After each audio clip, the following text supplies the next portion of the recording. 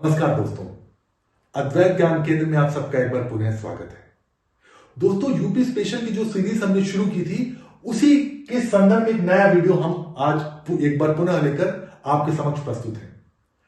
दोस्तों, जैसा कि अनऑफिशियल न्यूज आ रही है कि इस बात की पूरी तरीके से संस्तुति या स्वीकृति हो चुकी है कि आपके मेंस के एग्जाम में जो ऑप्शन का पेपर होता है उसको समाप्त करके यूपी स्पेशल का पेपर ऐड किया जा रहा है। यह आपके लिए खुशखबरी भी हो सकती है क्योंकि इस संदर्भ में आपने कार्य पहले से ही शुरू कर दिया है। तो आज का टॉपिक शुरू करते हैं, उत्तर प्रदेश में मौर्य काल एवं मौर्योत्तर काल का इतिहास। ठीक है, जैसे आप सबको पता है कि मौर्य काल में मगध क्षेत्र में एक बहुत ही स्ट्रॉन्ग साम्राज्य एम्पायर स्टैब्लिश हो चुका था। उसी के संदर्भ में उत्तर प्रदेश में अशोक के विभिन्न स्तंभ एवं शिलालेख मिलते हैं।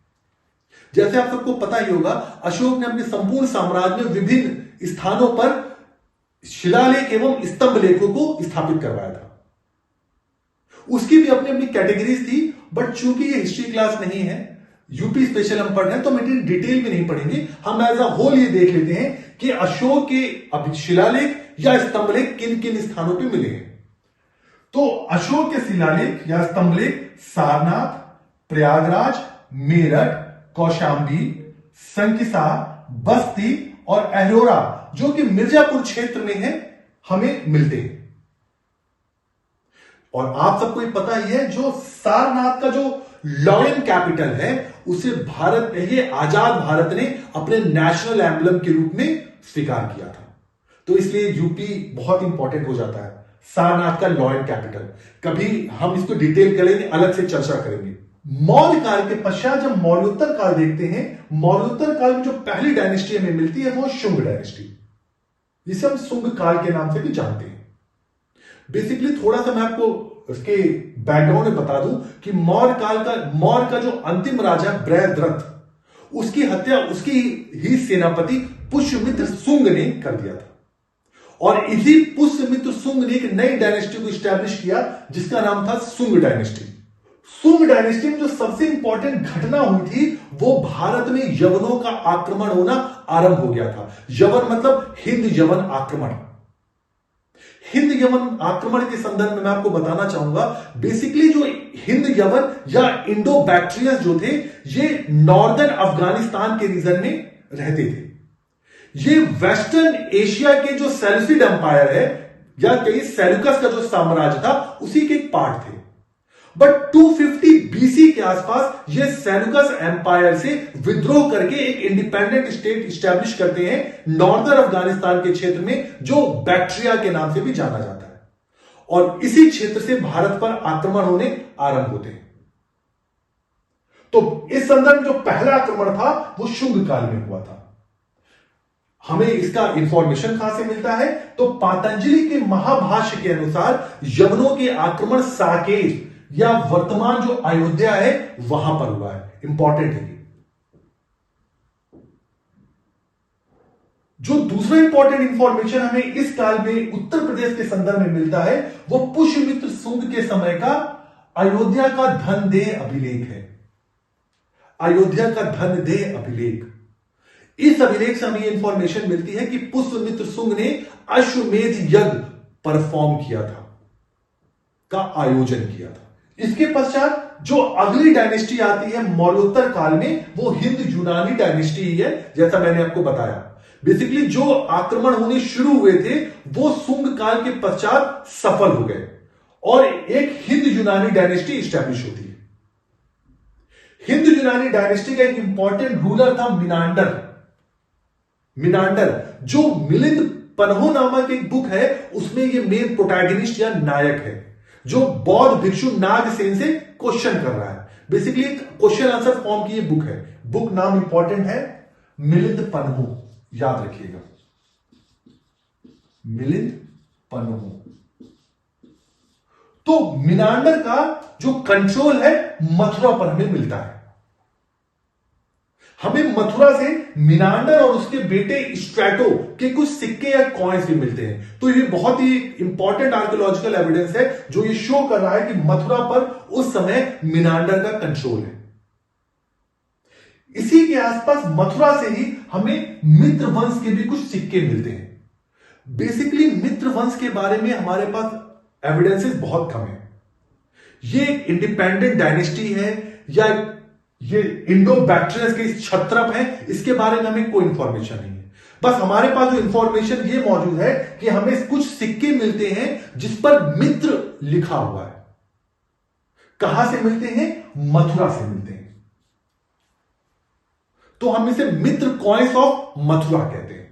इसके पश्चात जो अगली डायनेस्टी आती है वो शक डायनेस्टी आती है, शक वंश। उत्तर प्रदेश में जो शक डायनेस्टी की जो नॉर्दर्न शाखा है, जो उत्तरी शाखा है, उसका फाउंडर कौन था? राजुल था। बेसिकली जो शक जब भारत आते हैं तो अपने आप को कुछ ब्रांचेस में डिवाइड कर देते हैं।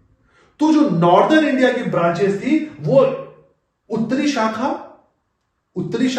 और पश्चिमी शाखा है। ये दो इंपॉर्टेंट ब्रांचेस हमें मिलती हैं। उत्तरी शाखा की जो एक शाखा है वो कहां से मिलती है? हमें मथुरा से मिलती है। तो जो राजुल ने, जो उत्तरी शाखा के रूलर राजुल ने मथुरा में एक अलग से एक स्टेट स्टैब्लिश किया था, शक स्टेट था वो। इंपॉर्टेंट है, राजुल और उसकी राजधानी मथुरा। शक के बाद भारत में कुषाण आते हैं। कुषाण का कभी मौका मिला तो मैं पूरा चैप्टर पढ़ाऊंगा कुषाण का। फिलहाल चूंकि हम उत्तर प्रदेश का इतिहास पढ़ रहे हैं तो इस काल में मथुरा का बहुत इंपॉर्टेंट रोल हो जाता है। वो इस समय आर्ट एंड कल्चर का एक बहुत इंपॉर्टेंट सेंटर है मथुरा, जहां से मथुरा स्कल्पचर, मथुरा मूर्तिकला हमको उभर के देखने को मिलती है। मथुरा मूर्तिकला बेसिकली क्या है? ये एक स्वदेशी मूर्तिकला है जिसमें हमें बौद्ध की मूर्तियां पहली बार देखने को मिलती हैं। बेसिकली इस समय कुषाण काल में महायान धर्म की स्थापना हो चुकी थी और इस महायान धर्म के अंतर्गत ही अब बुद्ध की मूर्तियां बनाना आरंभ कर दिया गया। और इसी संदर्भ में दो हमें स्कूल ऑफ आर्ट मिलते हैं, मथुरा में और गांधार में। तो मथुरा एक बहुत इंपॉर्टेंट इस समय एक सेंटर हो चुका है आर्ट एंड कल्चर का। ठीक। अब कुषाण डायनेस्टी का जब डिसइंटीग्रेशन होता है, जब विभाजित होता है, तो इस क्षेत्र में एक नई डायनेस्टी मिलती है जिसे हम नाग वंश कहते हैं। बेसिकली ये जो गंगा रिवर वैली है उसके आसपास ये नाग डायनेस्टी है। बहुत सारे नाग डायनेस्टी थे, उसमें से एक भारशिव नाग, ये नाग वंश की एक जाति थी भारशिव नाग। इसका हमें आर्कियोलॉजिकल एविडेंसेस मिलते हैं। भारशिव नाग क्यों इंपॉर्टेंट है? माना जाता है कि इन्होंने गंगा नदी के तट पर लगभग 10 अश्वमेध यज्ञ किए थे, जो इनकी शक्ति का परिचय भी था। तो इस तरह हमने उत्तर प्रदेश का मौर्य काल एवं मौर्योत्तर काल में संपूर्ण इतिहास देख लिया। ये प्रीलिम्स और मेंस दोनों ही सेंस में बहुत इंपॉर्टेंट टॉपिक हो सकता है। मेंस में मथुरा आर्ट बहुत इंपॉर्टेंट टॉपिक है, बिल्कुल तैयार करके रखिएगा। कभी मैं मौका मिला तो मैं मथुरा आर्ट अलग से आपको पढ़ाऊंगा, ठीक है। और बाकी ये सब प्रीलिम्स के लिए बहुत इंपॉर्टेंट टॉपिक्स हैं। सारनाथ पिलर, जैसे मैंने आपको बताया, सारनाथ पिलर इंपॉर्टेंट है। तो इस तरह हमने आज का पूरा लेक्चर कंप्लीट किया। आपको आज का लेक्चर कैसा लगा कमेंट जरूर करिएगा। बेसिकली टीचिंग क्या है? एक सुधार की प्रक्रिया है। आप अगर कमेंट करेंगे तो मुझे भी पता चलेगा कि मैं क्या कमी कर रहा हूं। तो बेसिकली ये एक इंटरेक्शन है जिसमें आप मेरी मदद करिए कि और मैं बेहतर टीचर या बेहतर इंसान के रूप में उभर कर सामने आ सकूं। तो वही पुरानी बात कि पसंद आया हो तो लाइक करिए, सब्सक्राइब करिए और शेयर करिए। और अगले एपिसोड में फिर से याद करिए, अगले वीडियो में आपसे फिर से मुलाकात होती है एक नए टॉपिक को लेकर। जब तक के लिए धन्यवाद।